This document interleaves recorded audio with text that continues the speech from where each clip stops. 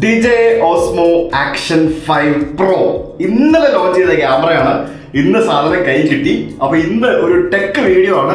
ഞാൻ വീഡിയോ എടുക്കുന്നത് DJI Action 4 എന്ന് പറഞ്ഞ ഞാൻ ഇത്രയും നാൾ കഴിഞ്ഞ ഒരു വർഷമായിട്ട് ഉപയോഗിച്ചുകൊണ്ടിരുന്ന ക്യാമറ ഇനി മുതൽ ഞാൻ ഉപയോഗിക്കാൻ പോകുന്ന DJI Osmo Action 5 Pro എന്ന് പറഞ്ഞ ക്യാമറയാണ് എൻ്റെ കയ്യിൽ ഇപ്പോൾ ഉള്ളത്.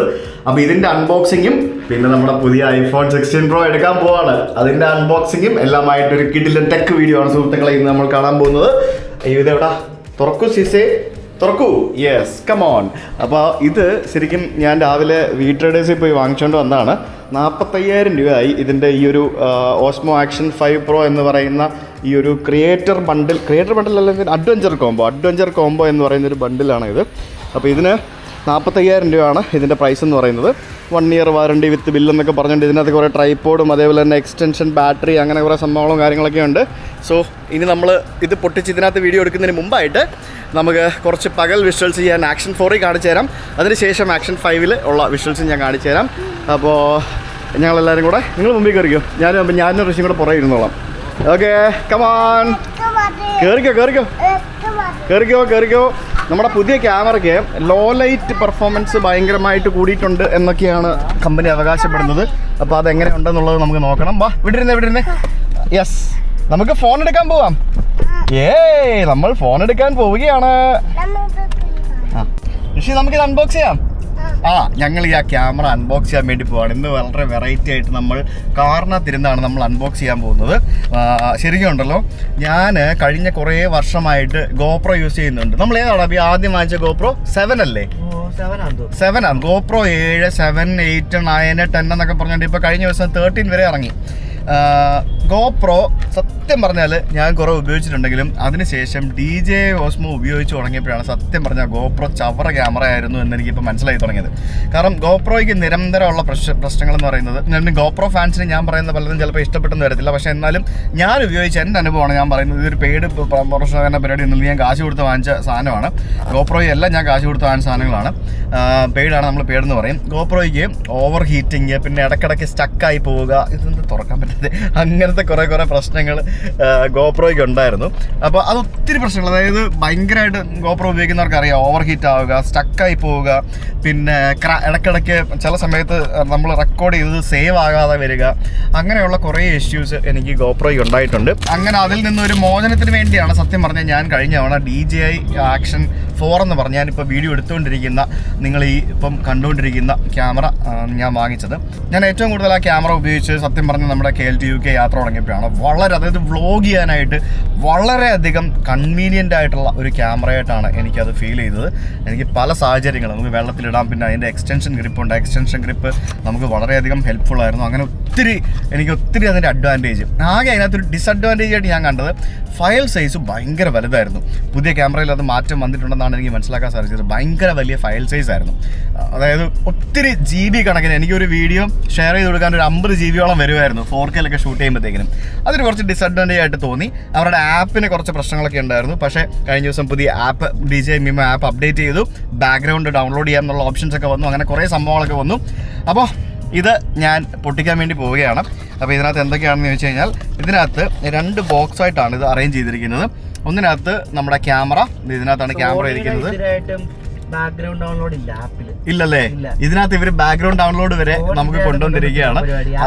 ബ്രോ ചൈന ഗോപ്രോ എന്ന് പറയുന്നത് അമേരിക്കൻ, ഇതെല്ലാം ചൈനയിൽ ഉണ്ടാക്കുന്നതാണെങ്കിലും ടെക്നോളജി ഈവൻ ചൈനയുടെ ടെക്നോളജിയാണ്. മെയ്ഡ് ഇൻ ചൈന ടെക്നോളജി, എല്ലാ ടെക്നോളജിയും ചൈനയുടെ തന്നെയാണെന്നാണ് എനിക്ക് അറിയാൻ സാധിച്ചത്. അല്ലടാ, മെയ്ഡ് ഇൻ ചൈന. DJI എന്ന് പറയുന്നത് തന്നെ നമുക്കറിയാമല്ലോ, നമ്മൾ ഉപയോഗിക്കുന്ന ഡ്രോണുകളും ബാക്കിയുള്ള സംഭവങ്ങളും എല്ലാം ഭയങ്കര സംഭവമാണ്. പക്ഷേ ഗോപ്രോ ആണ് ഇനിഷ്യലി ഈ ഒരു ആക്ഷൻ ക്യാമറ രംഗത്തേക്ക് വന്നതെന്നുണ്ടെങ്കിലും DJI ആണ് രണ്ടാമത് വന്ന് ഇപ്പോൾ അവന്മാർ ഗോപ്രോനെ ഓവർടേക്ക് ചെയ്ത് കയറിക്കൊണ്ടിരിക്കുകയാണ്. ഗോപ്രോ സത്യം പറഞ്ഞാൽ നമ്മുടെ ഐഫോണൊക്കെ പോലെ ഇങ്ങനെ ഒരു കുത്തകയായിട്ട് ഇങ്ങനെ നിൽക്കുകയായിരുന്നു. അതിനിടയ്ക്കാണ് DJI കയറി വന്ന് ആ കുത്തക അങ്ങോട്ട് നശിപ്പിക്കാനായിട്ട് തുടങ്ങിയത്. എന്തായാലും അതിൽ അവർ സക്സസ് ആയി എന്നാണ് വിചാരിക്കുന്നത്. ഇതിൻ്റെ ഒരു വലിയൊരു നീണ്ട റിവ്യൂ ഒക്കെ നിങ്ങൾക്ക് യൂട്യൂബിൽ നോക്കിക്കഴിഞ്ഞാൽ ഇഷ്ടംപോലെ കാണാൻ സാധിക്കും. ഞാനങ്ങനെ കൂടുതൽ വിശദമായിട്ട് കാണിക്കേണ്ട ആവശ്യമൊന്നുമില്ല. ഞാൻ എൻ്റെ പേഴ്സണൽ അഭിപ്രായം മാത്രമാണ് പറയുന്നത്. പഴയ ക്യാമറ പുതിയ ക്യാമറ തമ്മിൽ ചെറിയ വ്യത്യാസമേ ഉള്ളൂ. ഡിസൈനിൽ ചെറിയ വ്യത്യാസങ്ങളൊക്കെ ഉണ്ട്. കുറച്ച് ഇതിൻ്റെ ഡിസൈനിലൊരു ചെറിയൊരു റഗ്ഡ് ഫീലിംഗ് ഇവർ കൊടുത്തിട്ടുണ്ട്. അപ്പോൾ അതിൻ്റെ ആ ഒരു ലെൻസിൻ്റെ കവറിലുള്ള ചെറിയ വ്യത്യാസം മറ്റൊക്കെ വരുത്തിയിട്ടുണ്ട്. പിന്നെ ഇവർ ഇതിനകത്തൊരു എക്സ്ട്രാ ഒരു കവർ കൊടുക്കുന്നുണ്ട്. ഇതാണ് ക്യാമറ. ഇത്ര ഉള്ള ക്യാമറ ഉണ്ടല്ലേ, സിമ്പിൾ ക്യാമറയാണ്. പിന്നെ ഇവർ ഇതിനകത്ത് എക്സ്ട്രാ ക്യാമറയ്ക്ക് ഒരു പ്രൊട്ടക്റ്റീവ് കവർ ഒരു സാധനം കൊടുക്കുന്നുണ്ട്. മിക്കവാറും നമ്മൾ ഇവിടെ നിന്ന് പെൻഡാമേനൊക്കെ എത്തുമ്പോഴത്തേക്കും എൻ്റെ വീഡിയോ ഷൂട്ട് ചെയ്ത് കഴിയുമായിരിക്കും അല്ലേടാ, നല്ല ട്രാഫിക് ഇല്ലേ. പിന്നെ ഇത് ക്യാമറയുടെ ഒരു പ്രൊട്ടക്റ്റീവ് കവർ, പിന്നെ നമുക്ക് 2 മറ്റേ കണക്ടർ, പിന്നെ ഒരു മാഗ്നറ്റിക്, ഇപ്പോൾ പുതിയ സംഭവമാണല്ലോ മാഗ്നറ്റിക് അറ്റാച്ച്മെൻ്റ് ആണ് വരുന്നത് കണ്ടില്ലേ, ഇത്തരത്തിലുള്ള ഒരു സംഭവം. പിന്നെ ഇത് വെർട്ടിക്കലായിട്ട് ക്യാമറ കണക്ട് ചെയ്യുന്നതിന് വേണ്ടിയുള്ള മാഗ്നറ്റിക് അറ്റാച്ച്മെൻറ്റ്.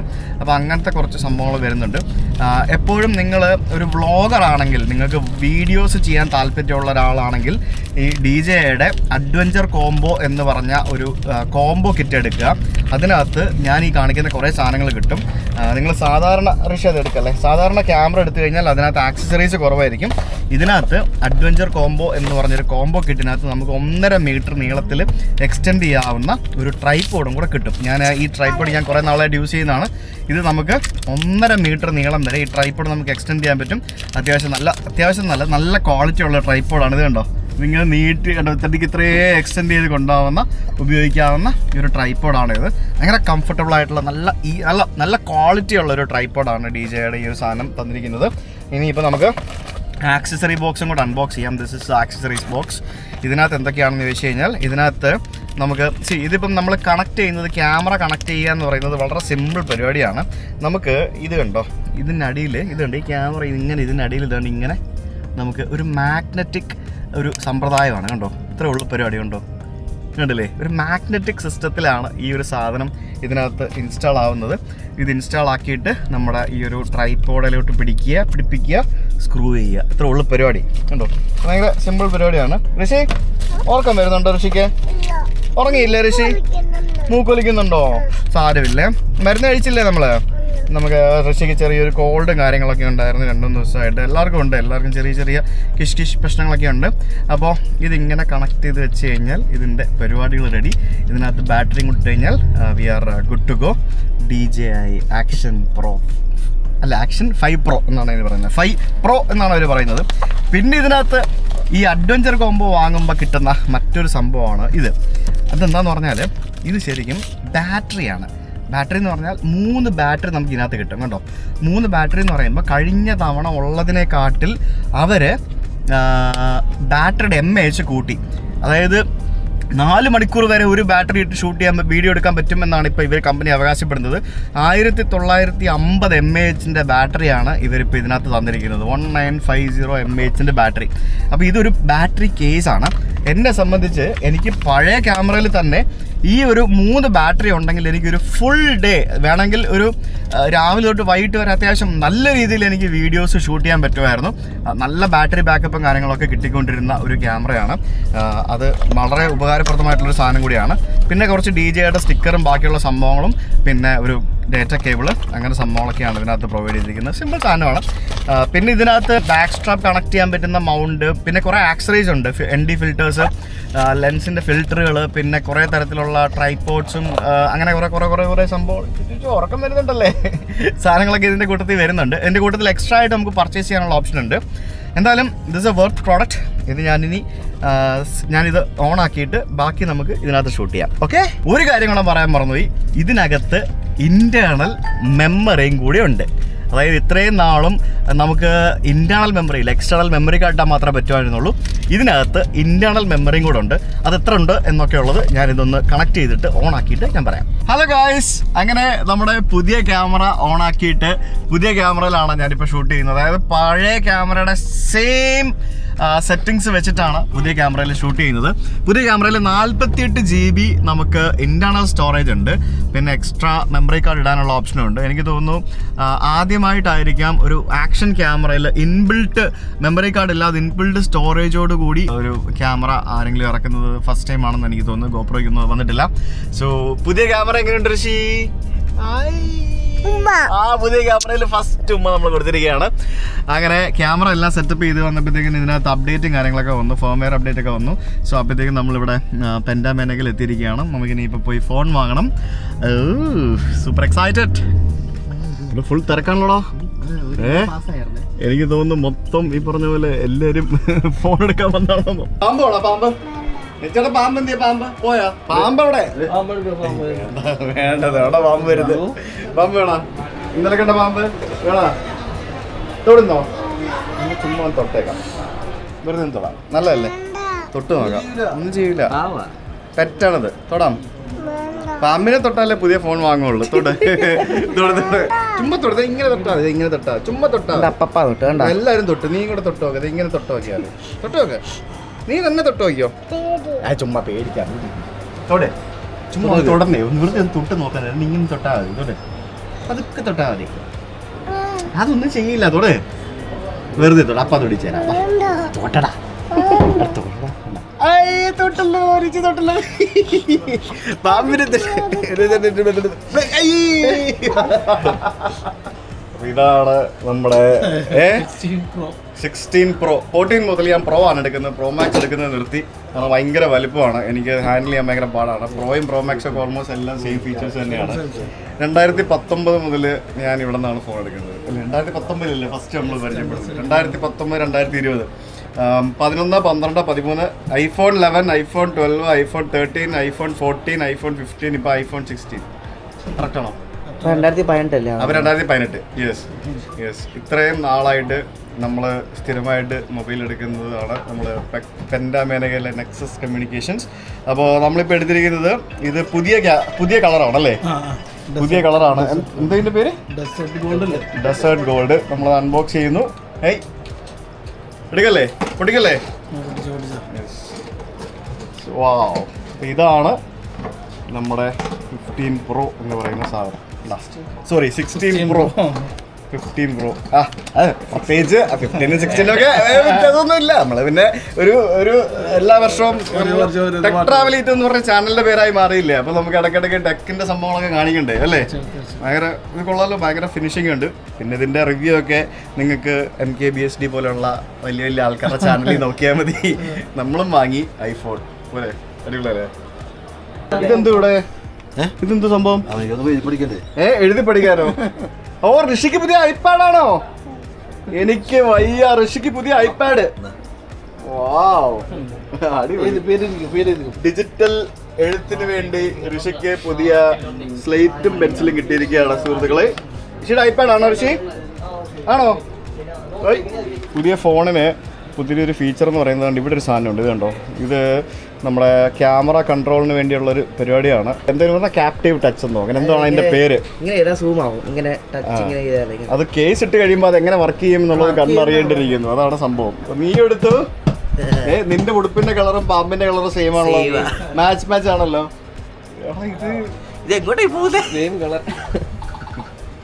നടക്കട്ടെ അപ്പോൾ നമ്മള് ഫോൺ ഫോണോടെ എവിടെ അതേ ഇരിക്കുന്നു ഇത് എന്റെ ഫോണല്ലല്ലോ എന്നെ പോക്കറ്റിലിട്ട് ഞാൻ പക്ഷെ ഇതും അല്ലല്ലോ ഇത് നമ്മുടെ 14 Pro അത് എല്ലാം കൂടെ കാണിക്കാമല്ലോ 14 Pro ഇത് 15 Pro ഇത് 16 Pro 3 ഫോണും കൂടെ ആയിട്ടുണ്ട് 14 Pro 15 Pro 16 Pro അപ്പോൾ ഞാൻ ഇനിയിപ്പോൾ ഇതെടുത്ത് കഴിയുമ്പോഴത്തേക്കിനും 14 Pro ഞാൻ ഇവർക്ക് കൊണ്ട് തിരിച്ചു കൊടുക്കുന്നതായിരിക്കും അപ്പോൾ കവറൊക്കെ ഇട്ടു നമ്മുടെ മറ്റേ ക്ലിയർ കേസ് ഒക്കെ ഇട്ടു കാരണം ക്ലിയർ കേസ് ഇട്ടല്ലേ നമുക്ക് ഇതിൻ്റെ കളർ കാണാൻ പറ്റുള്ളൂ ക്ലിയർ കേസ് ഒക്കെ ഇട്ടു ഇനി ഇതിപ്പോൾ വീട്ടിൽ കൊണ്ടുപോയിട്ട് ഇത് സെറ്റാക്കണം കംപ്ലീറ്റ് ഡേറ്റ അതിനകത്തോട്ട് ട്രാൻസ്ഫർ ചെയ്യണം ഇത് മൂന്ന് കളറല്ലേ അടിപൊളി ഇത് പുതിയ ഇറക്കിയ കളറല്ലേ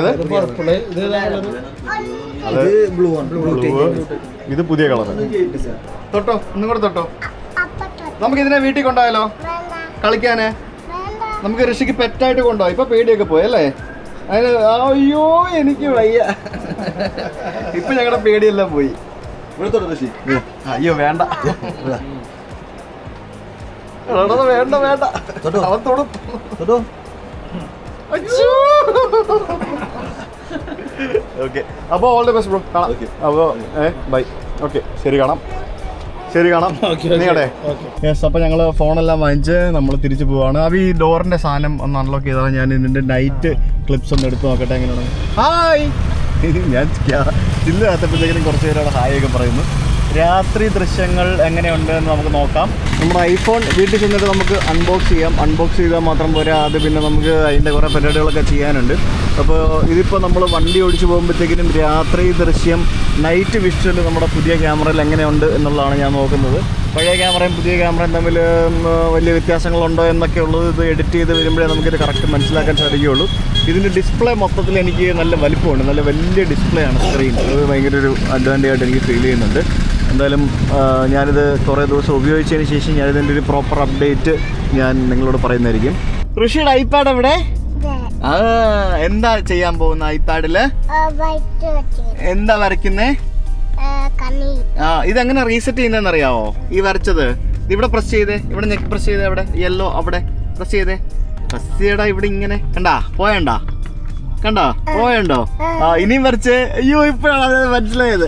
ഇനി അവിടെ പ്രസ് ചെയ്തേ, ഇനി ആ യെല്ലോയില് പ്രസ് ചെയ്തേ. അമർത്തി പ്രസ് ചെയ്യണം, ശരിക്കും പ്രസ് ചെയ്യ്. ബലമില്ല ഋഷിക്ക്, ബലമില്ല. ബലം കൊടുത്ത് പ്രസ് ചെയ്ത് നല്ല പോലെ കണ്ടാ.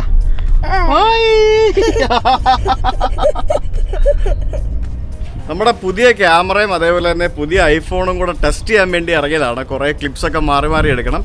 ഐഫോൺ പുതിയത് കണ്ടിട്ട് നിനക്ക് എന്തെങ്കിലും തോന്നിയോടാ അബി? ഇതായിട്ടൊന്നും തോന്നിയൊന്നുമില്ല. ഈ സംഭവം ഇതിനകത്ത് വൻ കോമഡി എന്ന് പറയുക, ഐഫോണിന്റെ മെയിൻ ഇവർ ഹൈലൈറ്റ് എന്ന് പറയുന്നത് നമ്മുടെ ക്യാമറയ്ക്ക് വേണ്ടി ഒരു ബട്ടൺ കൊടുത്തിട്ടുണ്ട് എന്നുള്ളതാണ്, ക്യാമറ കൺട്രോളിന് വേണ്ടി. അപ്പോൾ അതെന്താ പ്രസ് ചെയ്യുമ്പോൾ സംഭവിക്കുന്നതെന്ന് ഞാൻ കാണിച്ചു തരാം. ഞാനിപ്പോൾ അത് പ്രസ് ചെയ്തു. അത് ലോങ് പ്രസ് ചെയ്യണം. ലോങ് പ്രസ് ചെയ്യുമ്പോഴത്തേക്കിനും ക്യാമറ ഓണായി വരും. അത് ലോക്ക് സ്ക്രീൻ ആണെങ്കിലും ക്യാമറ ഓണായി വരും. നമുക്കത് വീഡിയോ എടുക്കാൻ സാധിക്കും. അപ്പോൾ നമുക്ക് സ്വാഭാവികമായിട്ട് നമ്മൾ വീഡിയോ എടുക്കാൻ പോകുമ്പോഴത്തേക്കിനും, ഇപ്പോൾ ഞാൻ വീഡിയോ എടുത്തുകൊണ്ടിരിക്കുകയാണ്. വീഡിയോ എടുക്കുമ്പോഴത്തേക്കിനും എൻ്റെ കൈ നമുക്കത് കൺട്രോൾ ചെയ്യണമെങ്കിൽ എൻ്റെ കൈ നമ്മൾ ഈ വിരൽ വേണ്ട, ഈ വിരൽ ഇവിടെയാണ് ഈ സാധനം ഇരിക്കുന്നത്. ഈ വിരൽ ഇവിടെയാണ് വരുന്നത്. നമുക്ക് ഇവിടെ ഇതിങ്ങനെ കൺട്രോൾ ചെയ്യണമെങ്കിൽ ഞാൻ ഇതിങ്ങനെ ഏന്തി വലിഞ്ഞ് ഇങ്ങനെ പിടിക്കണം, അല്ലെങ്കിൽ ഇങ്ങനെ പിടിക്കണം. ഇങ്ങനെ പിടിച്ചിട്ട് ഇപ്പോൾ ഇതിങ്ങനെ കൺട്രോൾ ചെയ്യാൻ പറ്റും. കണ്ടില്ല നോക്കിയേ, ഇതിനകത്ത് ഇപ്പം ഇത് സൂം ചെയ്യാൻ പറ്റും. കണ്ടോ, ഇത്തരത്തിൽ നമുക്കിത് സൂം ചെയ്ത് കൊണ്ടുപോകാൻ പറ്റും, സൂം ഔട്ട് ചെയ്യാൻ പറ്റും, അങ്ങനെ പരിപാടികളൊക്കെ പറ്റും. പക്ഷേ നമ്മൾ സാധാരണ ഇങ്ങനെയല്ലേ പിടിക്കുള്ളൂ. ഇങ്ങനെ പിടിക്കുമ്പം ഇത് കറക്റ്റ് പൊസിഷനിലല്ല ഇവന്മാർ പ്ലേസ് ചെയ്തിരിക്കുന്നത്. എൻ്റെ ഒരു മനസ്സിലാക്കി എന്താണെന്ന് വെച്ചാൽ, ഇങ്ങനെ പിടിച്ച് വെർട്ടിക്കൽ വീഡിയോ എടുക്കുന്നവർക്ക് നമുക്ക് ഇത്തരത്തിൽ ഇങ്ങനെ എന്താ പറയുക കൺട്രോൾ ചെയ്യുന്നതിന് വേണ്ടിയാണ് ഇവരിത് വെച്ചിരിക്കുന്നതെന്നാണ് എനിക്ക് തോന്നുന്നത്. പക്ഷേ എന്നാലും ഇതൊരു ദുരന്ത ഫീച്ചറാണ്, എനിക്കത് ഇഷ്ടപ്പെട്ടില്ല. പക്ഷേ ഡിസ്പ്ലേ അടിപൊളിയാണ്. ഇതിൻ്റെ ക്യാമറ ക്ലാരിറ്റി കുറച്ചും കൂടെ ബെറ്റർ ആക്കിയിട്ടുണ്ട്. പ്രത്യേകിച്ച് 0.5-ലെ ക്യാമറ ക്ലാരിറ്റിയും സൗണ്ട് ക്വാളിറ്റിയും ബെറ്റർ ആക്കിയിട്ടുണ്ട്, അടിപൊളിയാക്കിയിട്ടുണ്ട്. കാരണം എന്നെ സംബന്ധിച്ച് ഞാനിത് നിരന്തരം യൂസ് ചെയ്യുന്ന ഒരാളാണ്, ഈ ഒരു ക്യാമറ യൂസ് ചെയ്യുന്ന ഒരാളാണ്. അപ്പോൾ എനിക്കിത് വളരെയധികം എഫക്റ്റീവായിട്ടാണ് ഈ ഒരു ക്യാമറ തോന്നിയിട്ടുള്ളത്. എന്തൊക്കെ പറഞ്ഞാലും ഒരു അപ്ഡേറ്റ് ഇല്ല എന്ന് പറയുന്നുണ്ടെങ്കിലും ക്യാമറയിൽ എന്തെങ്കിലുമൊക്കെ മാറ്റങ്ങൾ ഐഫോണിൽ വരുമെന്നുള്ളതാണ്. ഇപ്പോൾ നിങ്ങൾക്ക് ഈ ഒരു വിഷ്വൽ ക്വാളിറ്റി കാണുമ്പോൾ തന്നെ നിങ്ങൾക്കത് മനസ്സിലാവും എത്രത്തോളം ഉണ്ടെന്നുള്ളത്. ഞാനിപ്പോൾ DJI Osmoയിലും അതേപോലെ തന്നെ ഐഫോണിലും മാറിയാണ് ഞാനിപ്പോൾ ഷൂട്ട് ചെയ്തുകൊണ്ടിരിക്കുന്നത്. DJI Osmo അല്ല, DJI Action 5 Proയിലും iPhone 16 Pro എല്ലാം പ്രോ അല്ലടാ. Action 5 Pro, iPhone 16 Pro ഇത് രണ്ടിലും മാറിയാണ് നമ്മളിപ്പോൾ ഇത് ഷൂട്ട് ചെയ്തുകൊണ്ടിരിക്കുന്നത്. ഇതിൻ്റെ ഒരു കളർ ടോണൊക്കെ കണ്ടില്ലേ നോക്കി, ആ പച്ചയും ഗ്രീനും ആ ബ്രൗണും ഒക്കെ ആയിട്ട് നല്ലൊരു കളർ ടോൺ. നമുക്ക് അവിടെ പോയിട്ട് ആ ഒരു മെട്രോ വരുന്ന സമയത്ത് നമുക്കതൊന്ന് സൂം ചെയ്ത് നോക്കാം എത്രത്തോളം ഏത് രീതിയിൽ നമുക്കത് കാണാൻ പറ്റുമെന്നുള്ളത്.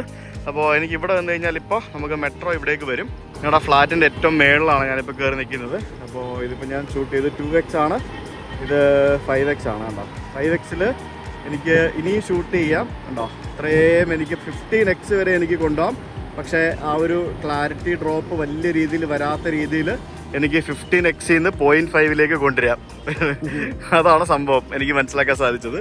കൊള്ളാല്ലേ, ക്വാളിറ്റി ബെറ്റർ ആണ്. ഇപ്പം ഞാൻ ക്യാമറയിലെ ക്വാളിറ്റി ബെറ്റർ ആയിട്ടാണ് എനിക്ക് ഫീൽ ചെയ്തത്. നമുക്കതിങ്ങനെ സൂം ചെയ്ത് അങ്ങോട്ട് കൊണ്ടുപോകുമ്പോൾ നമുക്ക് അതിൻ്റെ മേളിലെ സോളാർ പാനലും ബാക്കിയുള്ള സംഭവങ്ങളും ഒക്കെ നമുക്ക് ക്ലാരിറ്റി ഉണ്ട് അല്ലേ? ഉണ്ടറാ. ഇന്ന് ദൂരെ എനിക്ക് കാണുന്നത് ആ ആലുക്കാസ് ഗോൾഡ് ടവർ എന്ന് പറഞ്ഞൊരു ബിൽഡിംഗ് ആണ്. ആണോ, എനിക്ക് ആ ഗോൾഡ് ടവർ എന്നുള്ളൊരു പേര് എനിക്കിതിൽ വായിക്കാൻ സാധിച്ചു. ഇത്രയും ദൂരെയായിരുന്നു അത്. നിങ്ങൾ സാംസങ് മറ്റേ S23 S24 ഒക്കെ ഇറങ്ങുന്ന പോലെ അത്രയും സൂമൊന്നും ഇല്ലെങ്കിലും അത്യാവശ്യം സൂമൊക്കെ ഉണ്ട്. ഇത് ഓവർ എക്സ്പോഷർ ആയി പോകുന്നുണ്ടോ എന്ന് ചോദിച്ചു കഴിഞ്ഞാൽ ഇത് നമ്മൾ ഐഫോണിലാണ് ഷൂട്ട് ചെയ്യുന്നത്. ഇതിപ്പോൾ നേരെ വെളിച്ചം എൻ്റെ കണ്ണിലേക്ക് ഇങ്ങനെ അടിക്കുകയാണ്. ഇനി ഞാൻ തിരിഞ്ഞു നിൽക്കാം. ഇപ്പോൾ കാണുന്നുണ്ടോ? സണ്ണിൻ്റെ ബാക്കിലാണ്, എല്ലാം കാണാവോ? കുഴപ്പമില്ല. സണ്ണിൻ്റെ ബാക്കിലാണ്. ഇപ്പോൾ സണ്ണിൻ്റെ ഫ്രണ്ടിലാണ്, ഇപ്പോൾ സണ്ണിൻ്റെ ബാക്കിലാണ്. എങ്ങനെയുണ്ട്? എനിക്കറിയില്ല, നിങ്ങൾ തന്നെ പറയണം, എനിക്ക് കാണത്തില്ല.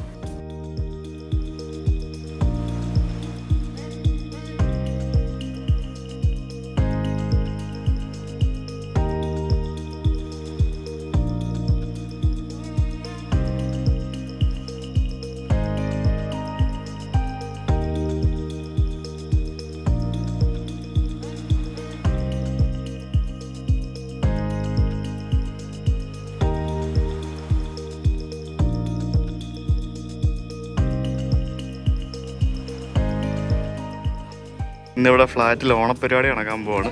അതിനിടയ്ക്ക് ഞാനിവിടെ വാട്ടർ ടെസ്റ്റ് നടത്താൻ വേണ്ടി വന്നതാണ്. ഞാൻ വെള്ളത്തിൽ ഫോൺ ഇറക്കൂല, പക്ഷെ ഞാൻ ക്യാമറ മുക്കാം. നല്ല വെളിച്ചമുള്ള സമയമാണ്. ഞാൻ ഈ വെള്ളത്തിൽ മുക്കാൻ പോവാണ് നമ്മുടെ DJI Osmo ക്യാമറ. ഇത് വെള്ളത്തിൽ എത്രത്തോളം ക്ലാരിറ്റി ഉണ്ട് എന്നാണ് നമ്മൾ നോക്കാൻ പോകുന്നത്. കാരണം അണ്ടർ വാട്ടർ സ്കൂബ ഡൈവിങ്ങും അതേപോലെ തന്നെ അതുപോലെയുള്ള പല ഷോട്ടുകൾക്കും ആളുകൾ കൂടുതലായിട്ട് ഉപയോഗിക്കുന്നത് GoPro ഇതുപോലെയുള്ള ക്യാമറകളാണ്. സോ ഇത് ഭയങ്കര സംഭവമാണെന്നൊക്കെയാണ് പറയുന്നത്. ഇതിനകത്ത് പുതിയ എന്തോ നൈറ്റ് ഷോട്ടും പരിപാടികളൊക്കെ ഉണ്ട് കേട്ടോ. അങ്ങനെ എന്തോ പുതിയ അഡ്വാൻസ്ഡ് കുറേ നൈറ്റ് ഫീച്ചേഴ്സ് ഒക്കെ ഉണ്ട്. നമുക്ക് രാത്രി ഒന്ന് ട്രൈ ചെയ്ത് നോക്കാം. അപ്ഡേറ്റ് വന്നായിരുന്നു ഞാൻ കഴിഞ്ഞ ദിവസം ക്യാമറ വാങ്ങിച്ചതിന് ശേഷം കളക്ട് ചെയ്തപ്പോഴത്തേക്കിനും. സോ അപ്പോൾ ഞാനിതൊന്ന് വെള്ളത്തിൽ മുക്കി നോക്കട്ടെ. Let me see how it is.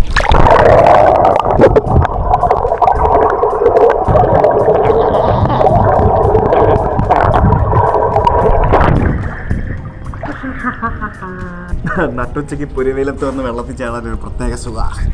വെള്ളത്തിൽ നിന്ന് പൊങ്ങി എണീറ്റുള്ള ശബ്ദം എങ്ങനെയുണ്ട് എനിക്കറിയത്തില്ല. ഇനി ഇത് പ്ലേ ചെയ്ത് നോക്കണം ഹൗസ് ഇറ്റ് എന്നറിയാൻ. പൊതുവെയുള്ള ആക്ഷൻ ക്യാമറകൾക്ക് ആകാശത്തിൻ്റെ ടോൺ, അതായത് ബ്ലൂ ടോൺ, പിന്നെ ഭയങ്കര ഡാർക്ക് ടോൺ, ഓവർ വെളിച്ചത്തിൽ ഭയങ്കര നല്ല പെർഫോമൻസ് ഒക്കെ കിട്ടുന്നതാണ്. ഗ്രീനിഷ് സംഭവങ്ങളൊക്കെ വരുമ്പോഴാണ് അവൻ്റെ പെർഫോമൻസിൽ കുറച്ച് മന്ദിപ്പും കാര്യങ്ങളൊക്കെ വരുന്നത്. അപ്പോൾ അതിന് എങ്ങനെ ഉണ്ടെന്നുള്ളത് നമുക്ക് പരീക്ഷിച്ച് നോക്കണം. എന്തായാലും സംഭവം എനിക്ക് വളരെയധികം എഫക്റ്റീവായിട്ട് തോന്നുന്നുണ്ട്. പ്രത്യേകിച്ച് ഈ ഒരു വെളിച്ചം അങ്ങോട്ടും ഇങ്ങോട്ടും മാറുമ്പോഴത്തേക്കിന് ഇതിന് അത്യാവശ്യം ഓട്ടോമാറ്റിക്കായിട്ട് കുറേ സംഭവങ്ങളൊക്കെ അപ്ഡേറ്റ് ചെയ്യുന്നുണ്ടെന്നാണ് എനിക്ക് മനസ്സിലാക്കാൻ സാധിച്ചത്. സൂര്യൻ അവിടെയാണ്, സൂര്യനാണ് ഞാനിപ്പോൾ ഷൂട്ട് ചെയ്യുന്നത്. സൂര്യനെ ഷൂട്ട് ചെയ്യുമ്പോഴത്തേക്കിനും ആ വെളിച്ചം കംപ്ലീറ്റ് ഈ ഒരു ലെൻസിലോട്ടാണ് ഇങ്ങനെ വന്നുകൊണ്ടിരിക്കുന്നത്. അപ്പോൾ അതെങ്ങനെ ഉണ്ടെന്നുള്ളതാണ് ഞാൻ ഇപ്പോൾ നിങ്ങളെ കാണിക്കുന്നത്. നേരെ ഓപ്പോസിറ്റ് പിടിക്കുമ്പോഴത്തേക്കിനും ഇപ്പം ഞാൻ എൻ്റെ സൂര്യൻ ഇങ്ങനെ കംപ്ലീറ്റ് വെളിച്ചം എൻ്റെ മുഖത്തേക്ക് തരികയാണ്. ഇപ്പം ഞാൻ നേരെ തിരിഞ്ഞ് നിൽക്കുകയാണ്. നേരത്തെ ഐഫോണും ഇതും തമ്മിലൊന്ന് കമ്പയർ ചെയ്ത് നോക്കുമ്പോഴത്തേക്കിനും രണ്ട് ടൈപ്പാണ്, വ്യത്യാസമുണ്ട്. എന്നാലും I felt this is really good. പിന്നെ OLED ഡിസ്പ്ലേ ആണ് ഇതിൻ്റെ ഫ്രണ്ടിലും ബാക്കിലും വരുന്നത്. രണ്ട് സ്ഥലത്തും ഡിസ്പ്ലേ വരുന്നുണ്ട്, ഫ്രണ്ടിലും ബാക്കിലും OLED ഡിസ്പ്ലേ ആണ് വരുന്നത്. ഇപ്പോൾ ഇത്രയും സൂര്യൻ എൻ്റെ ബാക്കിൽ ഇങ്ങനെ നിൽക്കുമ്പോഴത്തേക്കിനും എൻ്റെ മുഖം നിങ്ങൾക്ക് കാണാൻ പറ്റുന്നില്ലേ ഇല്ലേ? അതിന് വലിയ കാര്യമാണോ? സൗണ്ടും അടിപൊളിയാണെന്നാണ് എനിക്ക് തോന്നുന്നത്. ഇതിനകത്ത് നമുക്ക് മറ്റേ വയർലെസ് മൈക്കില്ലേ DJI, എടുത്ത ഫോട്ടോ കണ്ടോ? എന്താ വ്യത്യാസമുണ്ടോ? വ്യത്യാസം കണ്ടോ? 16 Pro, ഇത് 14 Pro ഇരുണ്ടിരിക്കുന്നു. അതാണ് കാശ് കൊടുക്കുമ്പോൾ നല്ല ഫീച്ചേഴ്സ് കിട്ടുവാടാ. പിന്നെ അപ്ഡേറ്റ് ചെയ്യുമ്പോഴത്തേക്കിനും അല്ലേ? അഭി മാറാൻ പോവാ. അവൻ്റെ ഇപ്പോൾ 14 Pro ആയിരിക്കുന്നത്. ശരിക്കും പറഞ്ഞാൽ നിങ്ങൾ ഒന്നട വിട്ടുള്ള വർഷങ്ങളിൽ മാറിയാൽ മതി. അതായത് ശരിക്കും ഐഫോൺ വാങ്ങുന്നവർ ചെയ്യേണ്ട പരിപാടി എന്താണെന്നറിയാമോ? നിങ്ങൾ 14 Pro വാങ്ങിക്കുകയാണെങ്കിൽ അല്ലെങ്കിൽ 16 Pro വാങ്ങിക്കുകയാണെങ്കിൽ അത് വാങ്ങിയ ഉടനെ തന്നെ അതിൻ്റെ മറ്റേ apple care plus protection plan എടുത്ത് വയ്ക്കുക 2 കൊല്ലത്തേക്ക്. അപ്പോൾ നിങ്ങൾക്ക് 2 കൊല്ലത്തിനിടയ്ക്ക് ഫോൺ താഴെ വീണ് പൊട്ടിയാലും ചെറിയ പൈസ കൊടുത്തു കഴിഞ്ഞാൽ അത് മാറി കിട്ടും. എന്ത് ഡാമേജ് ഉണ്ടായാലും മാറി കിട്ടും. ഇറങ്ങുന്ന മോഡലിലെ ഫ്ലോപ്പ് ആണോ കൂടെ നോക്കണം. അതുകൊണ്ട് മാസം കൂടെ കഴിഞ്ഞിട്ട് എടുത്താൽ മതി. സക്സസ് ആണെങ്കിൽ എടുത്താൽ മതി. അതെ കാര്യമില്ല. അതെ. എന്നിട്ട് ഈ സാധനം 2 കൊല്ലം ഉപയോഗിക്കാം. 2 കൊല്ലം കഴിയുമ്പം ഇപ്പം 16 എടുത്തവരാണെങ്കിൽ 17 എടുക്കരുത്, 18 വരും. 18 വരുമ്പോഴത്തേക്കിനും ഈ സാധനം നമ്മൾ അപ്ഡേറ്റ് ചെയ്യുക. അങ്ങനെ ചെയ്യാം സാധാരണ ആളുകൾ. പിന്നെ ഈ ടെക്നോളജി ഫ്രീക്കായിട്ടുള്ള ആളുകൾ, ഇപ്പം ഞാനൊക്കെ എല്ലാ വർഷവും അപ്ഡേറ്റ് ചെയ്യുന്നത്, നമ്മൾ ആകെപ്പാട് അപ്ഡേറ്റ് ചെയ്യുന്ന ഒരു ഗാഡ്ജറ്റ് എന്ന് പറയുന്നത് ക്യാമറയും ഫോണുമാണ്, വേറൊന്നുമല്ല. വണ്ടികൾ പോലും നമ്മളിപ്പോൾ അപ്ഡേറ്റ് ചെയ്യുന്നില്ല കാര്യമായിട്ട്. ബാക്കി അതിന് മാത്രമുള്ള കാശൊന്നും ഇല്ല കേട്ടോ. അപ്പോൾ ഫോണും അത് നമ്മൾ ടെക് ട്രാവലീറ്റ് എന്ന് പറഞ്ഞ ചാനലിൻ്റെ പേര് കൊടുക്കുമ്പോഴത്തേക്കിന് എന്തെങ്കിലുമൊക്കെ ചെയ്യണ്ടേ? ട്രാവലിൽ നമ്മൾ അപ് ടു ഡേറ്റ് ആയിട്ട് പോകുന്നുണ്ട്. അപ്പോൾ ടെക്കിലും കുറച്ചൊക്കെ അപ്ഡേറ്റഡ് ആവണ്ടേ? അതുകൊണ്ടാണ് എല്ലാ വർഷവും ഐഫോൺ മാറുന്നത്. അപ്പോൾ ഞാൻ ട്രേഡ് ചെയ്താണ് എപ്പോഴും എടുക്കുന്നത്. പഴയ ഫോൺ കൊണ്ട് കൊടുക്കും, പുതിയ ഫോൺ വാങ്ങിക്കും. അപ്പോൾ ഇത്തവണ ഞാൻ ചെയ്തത് 14 ഉണ്ടായിരുന്നത് കൊടുത്തിട്ടാണ് ഞാൻ 16 എടുത്തത്. അപ്പോൾ അടുത്ത വർഷം ഞാൻ 15 കൊടുത്തിട്ട് 17 എടുക്കും. അങ്ങനെയാണ് ഞാനിപ്പോൾ സാധാരണ രീതി ചെയ്യുന്നത്. എന്തായാലും അടുത്ത വർഷം ഇനി ഐഫോൺ ഇറങ്ങുമ്പോൾ എന്തായിരിക്കണം അവന്മാർ ചെയ്യാൻ പോകുന്നത്? പ്രത്യേകിച്ച് വലിയ വൗ ഫാക്ടേഴ്സ് സത്യം പറഞ്ഞാലുണ്ടല്ലോ, AI അപ്ഡേറ്റിന് വേണ്ടി വെയിറ്റ് ചെയ്യുകയാണ്. AI ഫീച്ചേഴ്സൊക്കെ വരുന്നുണ്ട് എന്നൊക്കെ പറഞ്ഞ് അതിൻ്റെ കാര്യങ്ങൾക്കായിട്ട് വെയിറ്റ് ചെയ്യുകയാണ്. അപ്പോൾ ഇനിയിപ്പം ഞാൻ കുറച്ച് നൈറ്റ് വിഷ്വൽസും കൂടെ നിങ്ങൾക്ക് കാണിച്ചു തരാം. അതിനുശേഷം നൈറ്റ് വിഷ്വൽസും കൂടെ കാണിച്ചു തന്നതിന് ശേഷം നമുക്ക് ഈ വീഡിയോ വൈൻഡപ്പ് ചെയ്യാം. പോരെ? അല്ലത് സമയം രാത്രി 10 മണി 10:45. ഞങ്ങളുടെ ഓണപ്പരിപാടികളെല്ലാം കഴിഞ്ഞ് ഞാൻ ഈ വീഡിയോ കംപ്ലീറ്റ് എഡിറ്റ് ചെയ്ത് ഞാനിതിൻ്റെ ഔട്ടെല്ലാം എടുത്ത് നോക്കിയപ്പോഴാണ് സത്യം പറഞ്ഞാൽ ഈ ക്യാമറയുടെയും അതേപോലെ തന്നെ ഐഫോണിൻ്റെയും പുതിയ ക്വാളിറ്റി എത്രത്തോളം ഉണ്ട് എന്നെനിക്ക് മനസ്സിലായത്. അത് ഞാൻ ശരിക്കും ഇംപ്രസീവാണ്. ഹായ്, പുടുപുടയുടെ തൊപ്പി എവിടെ കാണട്ടെ? വെച്ച തൊപ്പി വെച്ചേ, പുടുപുട തൊപ്പി വെച്ചേ കാണട്ടെ.